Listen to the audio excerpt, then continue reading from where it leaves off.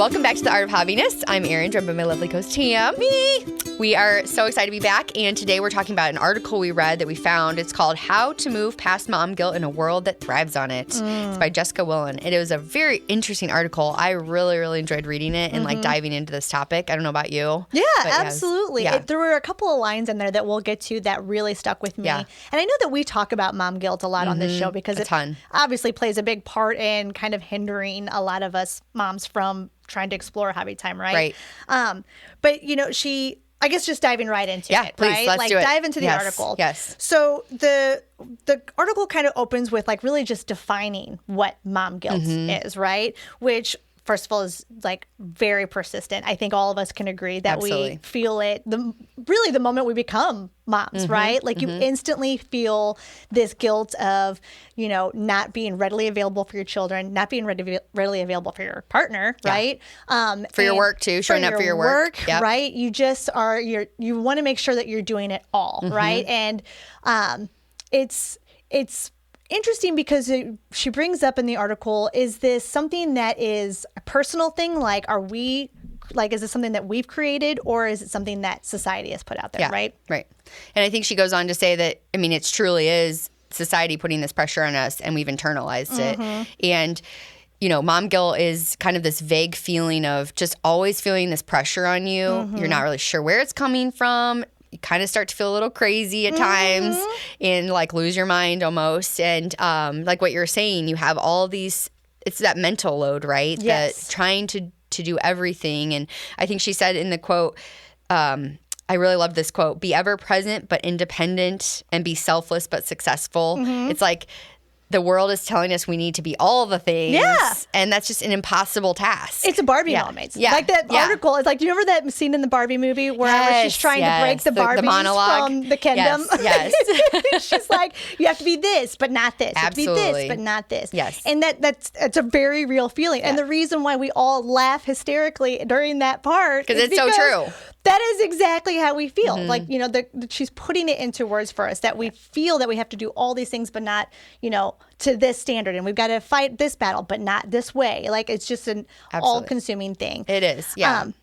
And if we kind of look at mom guilt in relation to hobbies, like put it in specifically into that realm, hobbies require us to take a moment for ourselves, typically away from others, specifically our family, to pursue something of interest for us, right? Right. And I think that's the big thing that is the tough part for us, is we feel, as millennial moms, we feel guilty for taking that time. Definitely. And we feel like we're almost wasting that time because that time is something that could be used to help improve something within our children's lives, help improve something within our home, helping improve something with our husband to make his life easier, right? Yeah. Or your partner to make their life easier. All the things. Work. Yeah. No, it's so true. I think that's, I think most of us hit a wall at some point and you're like, wait a minute. Where's my time? Where did I go? And then that's when that guilt comes in, because you feel like you shouldn't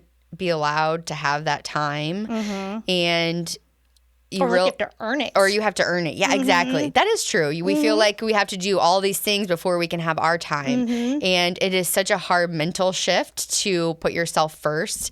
And we've talked about it so many times on this podcast about how if you don't put yourself first, you're gonna burn out. You're going to not show up the best for your kids and or for your family and your work. And you're just like, you have to prioritize yourself. And but you're working against this thing, this pressure that culture has put on you has trained you to be for your whole life. And so it's like, how do you get out of that? How do you push back and be okay with taking that time for yourself? So I think one tip is like starting small. Like we've always said that. I mean, you can't just jump into a weekend getaway or right. No, don't do it. It'll shock your system, which is the go-to though, right? Yeah. You're like, if I'm just all or nothing away from everybody, then I'll do it, all the things I want to do. Yeah. But then you get there and you're like, well, I guess I can sit in my car and eat a cheeseburger. Right. Because that's pretty easy. Or you feel guilt, like you're like, oh, I need to go home because I need to be with my, you know, are things okay at home? Right. Because everybody's missing me. I need to get home. I feel bad, you know. That guilt can be overwhelming. Well, so you talked about a little bit about going to the cultural aspect of all of this, right? Like before we go into helping to like kind of offer like the encouragements and how to fix it, like the cultural piece is, you know, we specifically speaking to the millennial moms grew up in hustle culture, right? And we talk about that all the time about how that is a really difficult thing to fight because even in that hobby realm, you feel like, okay, so you're one of the moms who's like, no, I've got hobbies. But then did you monetize your hobby? Because I'm willing to bet you probably did right out of the gate because you felt like you were wasting your hobby time if you didn't make it valuable, if you didn't make it something that could benefit your family or yourself as a whole to kind of justify taking that time. You're still trying to justify it, right?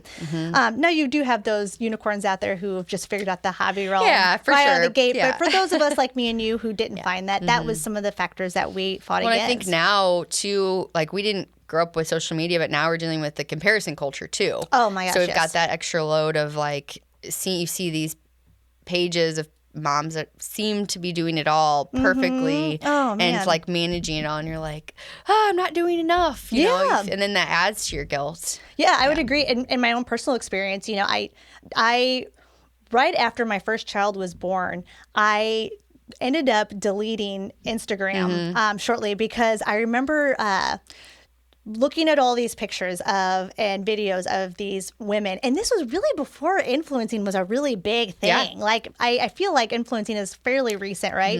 But Instagram was around prior to that. And I remember being influenced though by these moms who were starting to put out there and starting to pioneer this realm and just feeling so bad about like, oh, the pictures of my baby that I took don't look just like this. Or the little knickknacks that I found and I'm decorating my house with, those aren't looking quite as cool and creative as theirs. And it was just, I was like beating myself down and trying to look into what was the cause of that. It was pretty obvious. I was comparing myself. I was so bad at it. I still do it now. Oh yeah. It's so hard not to. You know, it's just like everywhere. Right. But you know that like exactly what you're saying, like that guilt, it starts to just increase your guilt, which only adds to your stress and your anxiety and like makes you insecure. And then that just compounds. It's just like a vicious cycle. It is. Yeah. And what I really liked that that Jessica Weiland, who's the author of the article, mentioned in hers is that it's important to remember that like this mom guilt isn't a character flaw. Yeah. This isn't something that like you personally just have and you didn't do it to yourself. It's because you didn't do well. Yeah, right. Like you're literally fighting forces all around you that are trying to tell you that, you're not finding good work-life balance. Well, it's probably because you need to do this. Right. Or, you didn't make budget this week. It's probably because you need to stop drinking coffee. Yeah. Or you need to work harder. I'm going to drink my coffee. You need to work harder. You know, and so like you hear all that and you internalize it and you're like, it's me. I'm not doing enough. Right. And you know what? I have like this mixed feeling. Do you ever see those accounts where it's like, I wake up at 4 a.m. so that I can get my workout in, my coffee in, my journaling in before my kids get up.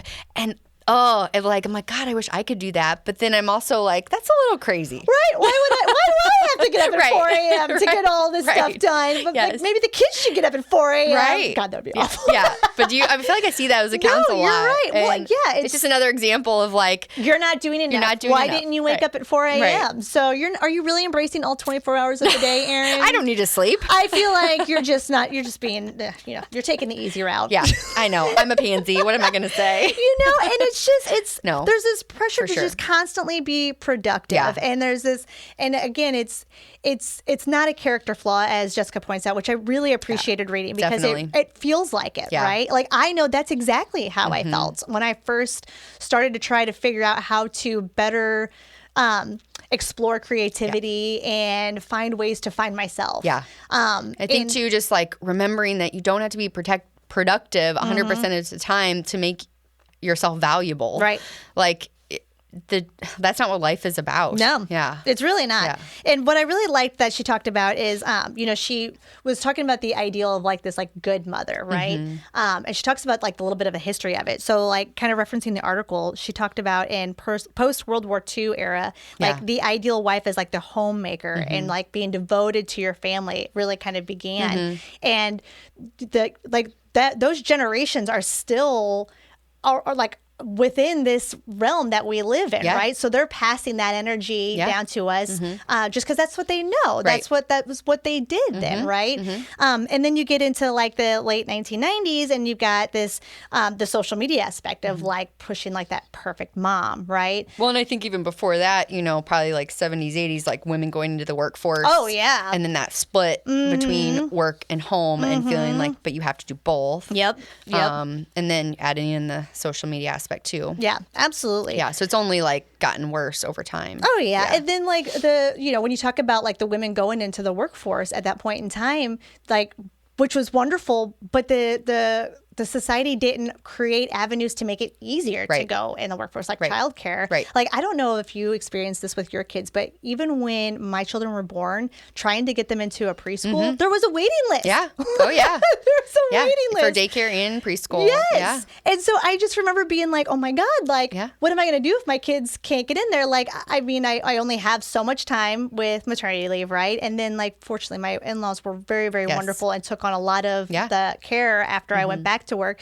But it was kind of with the guys that it was, or the idea that it was going to be kind of a short stint until we can get into, you know, daycare and preschool. And it was scary. It's very scary. And it feels like it falls on the moms for whatever reason, you know, it feels really stressful.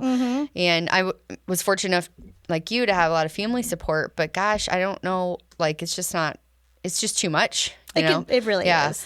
And so I think coming back to why we're here on our podcast, you know, is trying to find those ways to break down some of these barriers and to remember that there's nothing wrong with you and it is okay to take time for yourself, and you should, you know, if you don't, like, you're not going to have a lot. You just need to find joys, like pockets of joy and happiness that are just for you, so you can show up as a better woman. Absolutely. You know? And I think a part of the mom guilt is also just kind of struggling to figure out who you are past being a mom. Definitely. Once you become a mom, like, that kind of is all consuming, right? And I think, I guess that's what I mean by being a better woman. I don't even want to say better woman, because that's not, like, I guess the right phrasing. More like what you're about to say is that finding who you are as a person and what you enjoy, because that's what life's about. You want to like to self-discovery. Absolutely, because like being a mom expands you. Yeah, it doesn't end you. Yeah. Right. Yeah. And I think that it can be difficult to fight the feeling of feeling like being a mom ended you, right? Because I feel like you get just so caught up in like the mom fog that you are just like, well, this is what I am now. And I talk about how it's so hard to make friends because it's like, who am I? Yeah. I am these two children's mother. Yeah. That's what I am. Yeah. And so if you kind of pull that like hobby piece into there, like hobbies are a really good way to kind of start to get you to start thinking outside of that mom fog of like what you are, and it kind of helps you like explore who you could, who you want to be, who you could be. And I think it also makes you more like well-rounded and interesting in the world. So you can relate to more people. And they help you do. There was another thing that she pointed out in there. They kind of help you reframe like rest versus resistance. Yeah. You know? Oh, I love that. And I think it's important to remember that hobbies are a very small thing that you can do that can kind of help combat some of that mom. I don't even say some. I want to say a lot of it, because I will say in my personal life, I really do believe that hobbies have helped me overcome the mom guilt that I agree. have. Yeah. I feel like prior to really getting and prioritizing that self-care for the hobby time, me trying to put something for myself on the calendar felt rough. Yeah. It would hurt me. Like I would feel so like remorseful about it. I'd feel really guilty. I'd be apologetic to my family leading up to it. Yep. I'd be apologetic to my family after I got back. Yeah. And nobody was asking for those apologies. It was just me feeling all of that from, you know, my years of being a woman on this earth. Yeah. Yeah. And feeling the pressures that were around me. But the more that I've explored hobby realm, I feel that I feel when I put that time on the calendar, not only am I not apologizing for it, but I'm also looking forward to it. Like I'm excited about it now, because that's like my brief moment of time to kind of do something for myself and get excited for, you know. And you probably found your family's been excited for you to see and have joined in on some aspects. And they probably have seen like a new side of you, like in a positive way, right? Yeah, because then suddenly like that mom guilt isn't mom guilt, it's more mom excitement. Yeah. Now and you're just happier and excited. Yeah, I'm just excited to be, in that time and that energy. And I guarantee that energy is trickling down into my family, as opposed to being like super negative about me time and my family being like, it's okay, really, go do it. Now when I go and do those things and come back and I'm excited, like they feel that and they're like, oh, it sounds like an awesome time. Maybe I should try that. Maybe I could do something like that. Yeah, it's so true. I think it's amazing when we put it in that perspective, how far we've come. It is amazing how your brain can just shift a little bit with those small increments. Because I agree with you. Like when we used to schedule these recording sessions, it was like, it feels like such a burden. Yes. But it was only a burden like in my brain. It, like nobody, like my husband was super supportive and happy for us to do this. And, my kids were occupied. It wasn't a big deal. And now I totally agree with you. It is such a positive thing. And I think I've had more confidence too in some ways, just in life. Yeah. Because I think what you're saying more, that it's kind of that fog of guilt, that just like underlying vague feeling of guilt has lifted quite a bit, so I agree. I highly encourage anyone listening to that there is hope to get past the mom guilt, I guess. We're both have done it in a lot of ways. It's still there, but not nearly as heavy as it once was. I agree. Yeah. And I think you said in the article that you read that she did give like a couple of ideas to how to combat it, right? So how does one like combat? Yeah. So as I mentioned before, I loved how first just naming it, like recognizing that guilt, where is it coming from? And reminding yourself that it is nothing wrong with you, that is like all these external factors that we just touched on that's really causing this guilt. So that's the first thing, is just recognizing that. And then reframing it, your expectations about like focusing on meaningful moments in your life versus all the expectations, and trying not to be perfect all the time, and then third is prioritizing the self-care. So reminding yourself that your self-care time, hobby time, is not selfish. It actually gives back to you. It's very selfless in a lot of ways. And to start small is, I think, celebrating small wins and starting small are like going to help you get over that hump of that initial feeling. Because that initial feeling, when you start taking that time, is going to be to recoil. Truly. And like, you're like, wait a minute, this is really uncomfortable. It's going to be uncomfortable. Yeah. And if you can get past that hump, like it is going to make such a difference. And reminding yourself that like you're modeling for your family. Yes. And is another positive. You're modeling for your kids, like that resilience, and like prioritizing yourself. It's going to set them up to do that as well. And then finally, just setting like boundaries, and, learning to set boundaries, which means, it's just, when we say boundaries, that can be kind of vague and might be seem overwhelming as well. But I think for us, it was simple things like talking to your partner, saying, I'm going to start taking this whatever time it is, 10 minutes a week, 30 minutes a week on this day, scheduling it, I think starting small with those boundaries and really respecting that time, just like you would put down a doctor's appointment on the calendar. It's exactly like a doctor's appointment. Like treat it like that, but make it something manageable and like regular too. I think so. Those were all her, like, I guess the breakdown of recommendation. Yeah. I think you said all of the perfect things that I would have wanted to make sure was in there. I think the only thing that I would want to add as a final note is just remembering that I think negative emotions like mom guilt can fester when you're kind of isolated. And I think when we are in that phase of mom guilt, I think most of us are probably isolated. We're not going out to be with friends. We're not going out to try new hobbies because we're afraid that will take away from our family, right? So it's easy to let that emotion fester. And I think using the tips that you just read, I think that helps you kind of get around more people, more like-minded people who are going through similar things that you might be going through. Definitely. Probably most likely are going through. Yeah. And then when you guys can kind of talk it together, you can kind of find that you're not alone, and then you build this community Definitely. that really supports you. Not that your family and children don't, because I'm sure that they do. It's just they need you to advocate for yourself. Yeah. And once you start doing that and get around others who can continue to encourage you to advocate for yourself, it just continues to push you on that path of getting rid of that. I would really like it if mom guilt was like stopped at our generation. And then wouldn't that be nice? Our children will never experience like that kind of guilt, right? Yeah, we're redefining that. Yes, I think let's just all work together to just stop. The buck stops here. That's right. We're done. It's not going anywhere else. That's right. What they call it, generational trauma, right? Let's get rid of that. Let's get rid of God, that one's the worst one. Let's get rid of that one. Yes. So I guess as a final thought, just remember, hobby time, self-care time is not selfish. No. There's nothing wrong with you. No. The guilt is totally normal, but it is. We can overcome it, and we're here to help you. Yes. So please check out the article. We'll make sure to link it in the episode. It's a quick read, and it's a really great read. Great. It really does have some really thoughtful points in there. But otherwise, thanks for stopping by today. Yes. Check us out next time. Bye. Thanks for listening to The Art of Hobbiness. Be sure to leave a review and rating. And for a little extra Erin and Tam fun, be sure to follow us on Instagram and Pinterest for behind-the-scenes footage of our journey to find hobbiness.